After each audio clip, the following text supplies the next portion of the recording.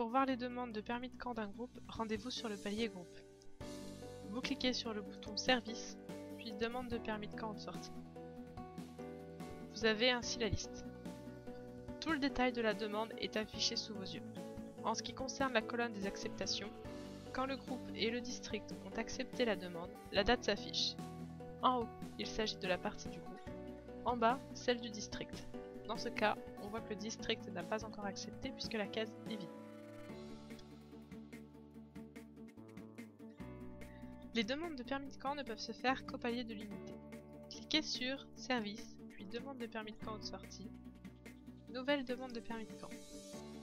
En premier, vous avez une vérification de la conformité des compétences des membres adultes de l'unité. Ici.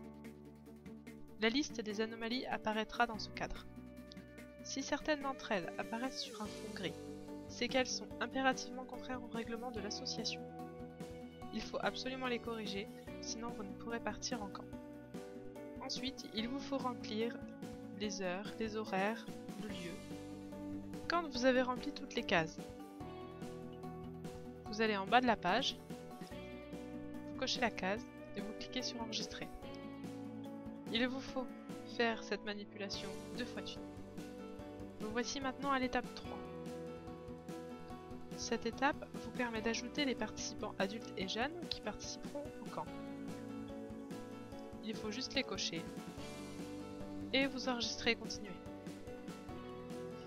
L'étape 4 permet d'ajouter d'autres participants qui ne paraissent pas dans la liste de votre unité. Si vous souhaitez en ajouter un, vous cliquez sur Nouveau participant adulte ou jeune s'il s'agit d'un jeune. Si cette personne est déjà inscrite dans les fichiers du CISC, il vous suffit de remplir la première case. Vous enregistrez et vous n'avez qu'à sélectionner le dossier correspondant.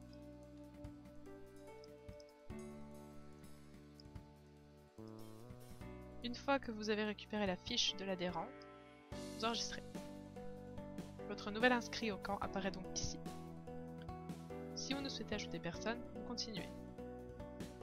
L'étape 5 permet d'ajouter un document à votre demande de permis de camp. Il faut absolument l'ajouter pour qu'il soit pris en compte. Et vous enregistrez. Vous vous trouvez maintenant à l'étape 6. Si votre dossier est complet, il vous faut transmettre la demande.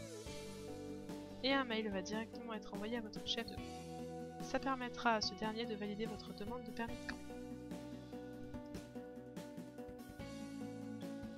Vous devez aller dans la liste des demandes de permis de camp. Puis, vous cliquez sur le crayon à droite de la demande qui vous intéresse, ici, pour le modifier. Vous retournez donc dans les différentes étapes de la demande. Attention, votre demande ne peut être modifiée une fois qu'elle est approuvée.